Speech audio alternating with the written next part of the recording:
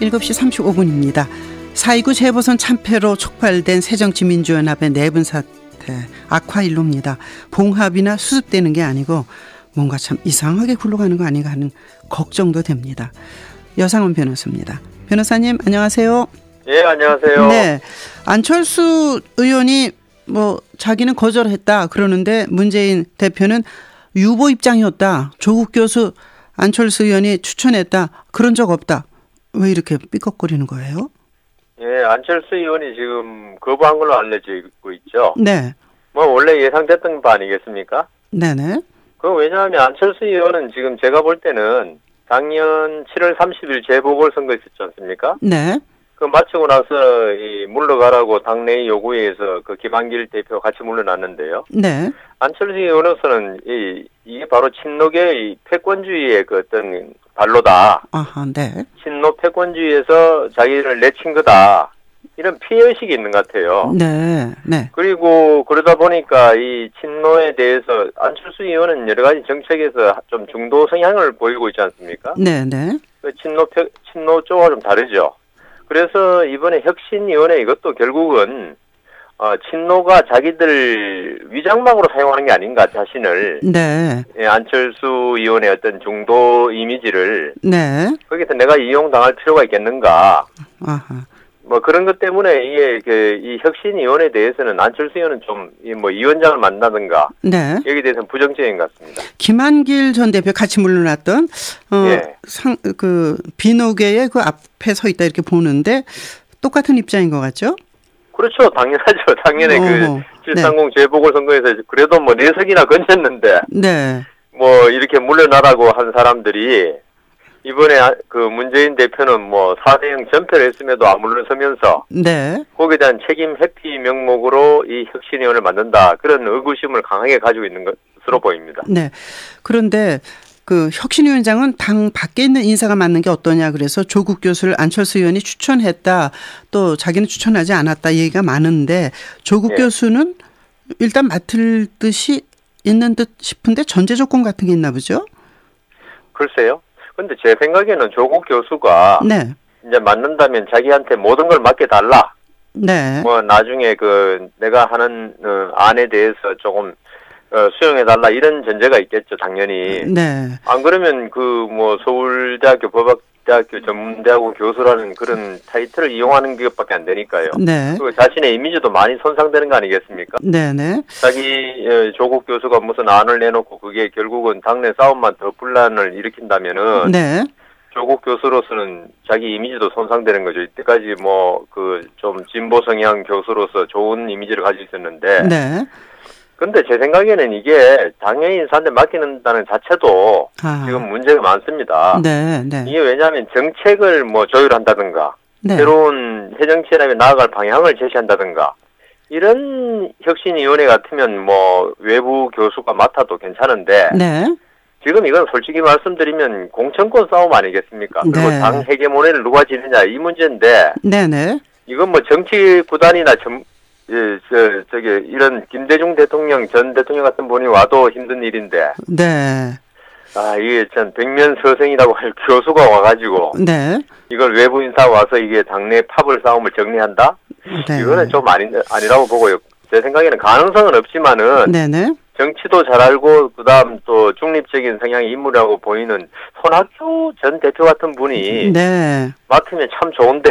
아하, 네. 그럴 가능성이 없어 좀 안타깝습니다. 글쎄 정치 떠났다 이렇게 말하면서 무언가를 그렇죠. 기다리고 계신 건지 아니면 정말 끝까지 그 입장을 고수할 것인지도 관심 중에 하나죠. 그렇죠? 왜 정치인들은 도대체 알 수가 없으니까요. 글쎄 말이에요. 그 조국 교수가 트위터에 올렸던 글이 하나 있어서 이렇게 얘기했어요. 법적 하자가 있는 인사는 공천 배제한다. 4선 이상은 무조건 용퇴하라.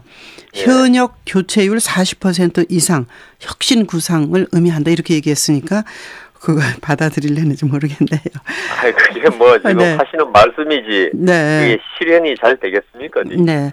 그 변호사님 아시겠지만 당원 동지들께 드리는 저 글 있잖아요. 네, 예. 그게 사실은 공식적으로 공개는 안 됐지만 기득권 유지하고 뭐 이럴라 그런다라고 문재인 대표가 직접 썼다는데 이게 또 준 충격이랄까 이런 게 참 많은 것 같아요. 아유, 제 서양 속담이에요. 네.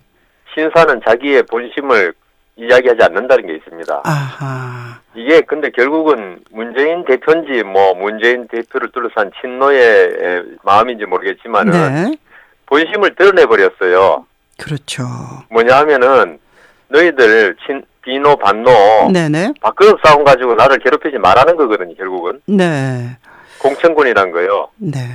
근데 이 문제는 그 우리나라 정치는 사실 뭐 대의 명분에 집착하지 않습니까? 네. 그 대의 명분이라면 우리는 밥 가지고 싸우지 먹는 거 가지고 싸우지 않는다. 네네. 우린 적어도 민주화를 위해 싸운다. 이런 명분으로 내가 정치를 진보 쪽으로 해왔는데. 그렇죠. 예. 근데 문재인 대표가 그 마음속 제일 마지막에 있는 야 밥그릇 싸움 하지 마라. 하지 네. 말자. 예, 네. 그렇게 말해버렸단 말입니다. 그렇죠. 예, 이게 결국은 비노 반노에서는 좋은 공격거리를 준 거죠. 그렇죠. 예. 우리가 언제 밥그릇 달라 그러더냐. 네. 그래서 이제 문재인 대표는 큰 전략적 실수를 한 것이다. 네. 발표는 안 됐지만은 발표. 오히려 네. 예, 문재인 대표로서는 비노 반노가 네. 친노 보고 밥그릇 싸움 하지 그 가지고 왜 그러냐 이렇게 공격하도록 만들고 네.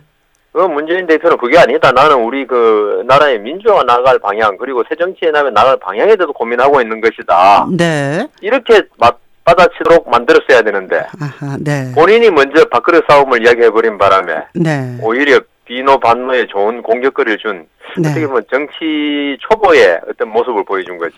초선 의원님. 국무원 연금법 개정안 처리가 이제 무산되는 과정에서 예, 조윤선 예. 수석이 그만두고 청와대하고 예, 그렇죠. 새누리당이 갈등이 노출됐다 이렇게 보여지는데 당청 관계가 별로 좋아 보이지 않아요? 그렇죠? 아, 저는 이 문제에 관해서 청와대가 처음에 좀 어떻게 그 별러리를 내세우려고 그랬다는 느낌이 들어요. 네, 네. 이 공무원 연금이라는 게 이게 참 일본에서도 지금 아주 오랜 기간 동안 고민하고 있는 사안인데 네.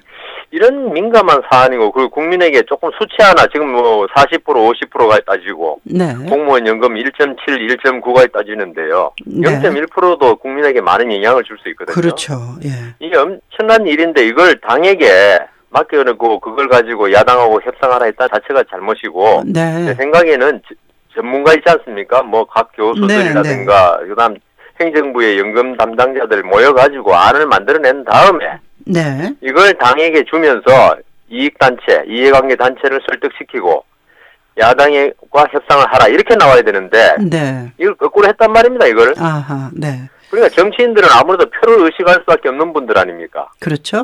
예. 이분들이 어떻게 그 국민을 위한 그러니까 국가 대계를 위한 안을 만들 수가 저는 없다고 보거든요. 아, 그래도 정치인 중에도 애국심 있는 사람이 있겠죠. 아, 있지만 네. 그래도 당장에 내년 총선이 있고 한데 네, 네. 국민들 표를 의식 안 할 수가 없으니까요. 네. 그래서 제 생각에는 이걸 문제를 처음에 첫 단추를 잘못 끼웠다. 네. 그런 생각이 듭니다. 그게 결국은 조윤선 정무수석의 사태까지 이르는 거고요. 그게 네. 삐걱거리는 바람에. 그래서 네. 네, 정무 말씀하시니까 그 주호영, 김재원, 윤상현 의원이 이제 대통령 정무특보로 갔는데 이거 옳으냐 그르냐 판단해달라 국회 윤리심사자문위원회 보냈는데 4대4로 동수가 나와서 정의화 의장이 결정하게끔 넘어갔거든요. 이걸 네. 어떻게 보십니까? 법률가 입장에서. 본래 4대4 같으면 부결이죠. 동수 때는 네. 그 어떤 의결에서 4대4는 부결입니다. 아, 그렇군요. 예. 예, 부결이니까 사실은 부결로 봐야 되는데 이게 이제 결국은 해결이 안 되니까 네. 뭐 정의화 의장한테 이제 떠넘긴 건데 우선 저는 이게 본래 네. 특보 이야기에 나온 게 대통령이 소통이 부족하다. 네네. 뭐 그래서 주위의 말을 듣겠다 그랬는데 이걸 결국은 친박으로 네. 전부 다 메꿨단 말입니다. 네. 물론 뭐 친박위원회 주호영 의원이나 이런 분 전부 다 훌륭한 분들인데 네. 주호영 의원은 꼭 친박은 아닙니다. 예. 아닙니까? 네. 우리 뭐 일반적으로 그렇게 생각을 많이 네. 했는데 뭐 아니군요. 근데 이 대통령이 사실 소통하고자 하는 거는 국민들과 소통이거든요. 네. 그런데 지금 특보로 임명된 분들 전부 다 국회의원들이란 그렇죠. 말입니다. 네. 이분들이 과연 국민들의 뜻을 박근혜 대통령이 정확히 전달할 수 있을까? 네. 그래서 저는 야권 그때도 뭐 야권 성향의 인사라든가 네. 이런 네. 분들이 특보가 된다고 이야기를 많이 했지 않습니까? 네. 그래서 이 부분에서 박근혜 대통령이 진정으로 국민의 뜻을 들을 생각이 있었는가? 네. 그렇다면 이런 식으로는 이런 특보는 안 한 게 좋지 않았나? 네. 그런 생각을 많이 합니다. 알겠습니다. 정의화 의장이 어떤 결정을 할지요. 오늘 말씀 고맙습니다. 네. 예, 여상원 감사합니다. 변호사였습니다.